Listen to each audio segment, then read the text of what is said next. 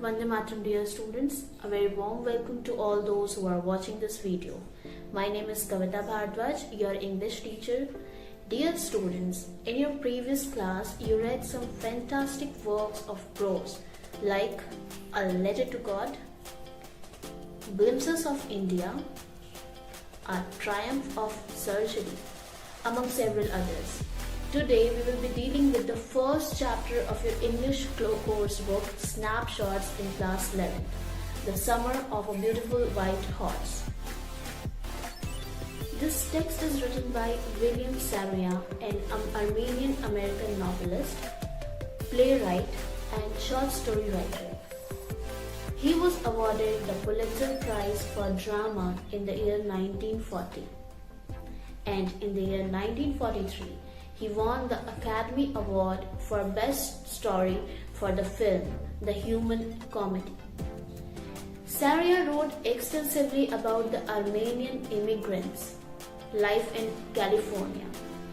The Summer of the Beautiful White Horse is an extract from his collection of short stories, namely My Name is Aram, originally published in the year 1940.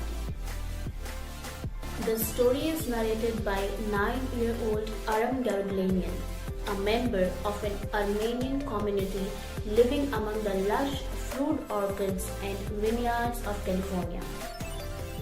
So first, let's do a background study of this story. Armenia is a country in the Middle East next to Iran and Iraq. Because of continuous social and political disturbance, many people of Armenia leave their country and migrate to different parts of the world. Many such Armenians go to the United States of America as refugees. Many such Armenian refugees have settled in San Joaquin Valley, an agricultural area in the state of California in the USA. Some of the Armenian refugees belong to a tribe called as Garuglanian tribe. The tribe is very poor, but its hallmarks are trust and honesty. So let's begin with the description of the story. One morning, Aram is awakened before dawn by his 12-year-old cousin Murad, who is thought to be demented by everyone except Aram and has a way with animals. Aram is astonished to see that Murad is sitting on a beautiful white horse. Aram has always wanted to ride a horse, but his family is too poor to afford one. So, as I mentioned earlier, the Garuglanian tribe is noted not only for its poverty but also for its honesty. So, it is unthinkable that Murad would have stolen the horse. So Aram felt that his cousin couldn't have stolen the horse. Aram was invited to ride on the horse with Murad. The idea of Murad stealing the horse drained away from Aram's mind, as he felt that it wouldn't be stealing until they offered to sell the horse. They enjoyed their riding on the horse for a very long time. Murad's crazy behavior was considered to be a natural descent from their uncle Khushro, even though his father Zorab was a practical man. Uncle Khushro was an enormous man who was always furious, impatient, and irritable man. He would roar for everyone to stop talking and would say, "It is no harm, pay no attention to it." In fact, one day when his son came and told them that their house was on fire, Khushro silenced him by roaring, "Enough, it is no harm." After a long day of riding, Murad wanted to ride alone on the horse. Aram had the same longing, but when he sat on the horse and kicked its muscles, it reared and snorted and raced forward, dropping Aram off its back. That afternoon, an Assyrian farmer named John Byro, an Assyrian friend of the Garuglanians, came to Aram's house. He reported to Aram's mother that his white horse, which had been stolen a month ago, was still missing. Hearing this, Aram concludes that Murad must have taken that horse. Khushro, who was at Aram's house when Bairo came, shouted his dialogue. It's no harm to such an extent that Bairo was forced to spring out to avoid responding. Aram ran to Murad to inform him of Bairo's arrival.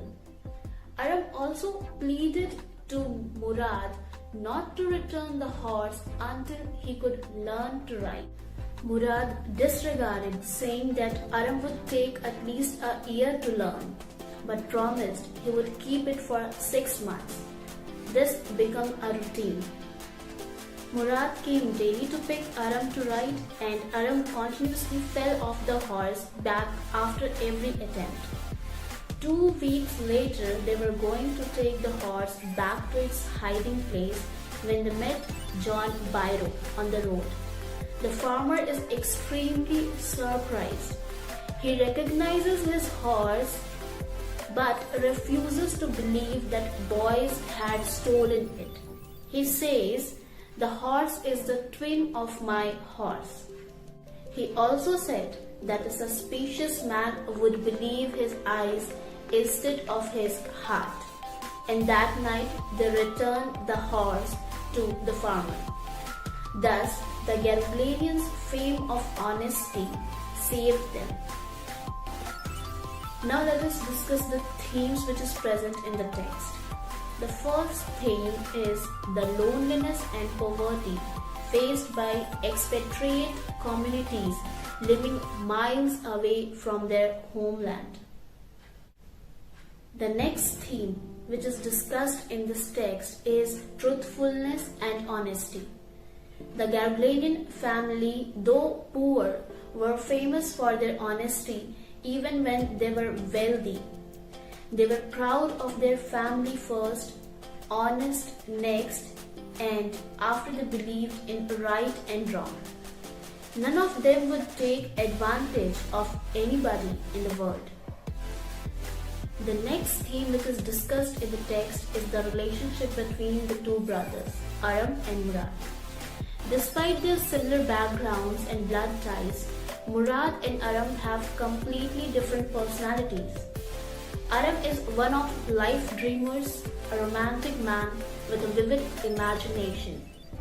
This makes him the exact opposite of the more active and worldly Murad.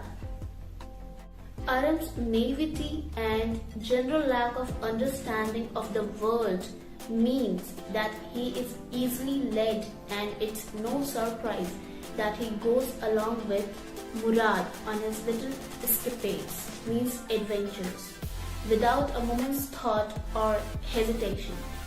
Aram, though much more sensible than his rebellious cousin, still has no hesitation in accompanying Murad on his horse, thieving expeditions.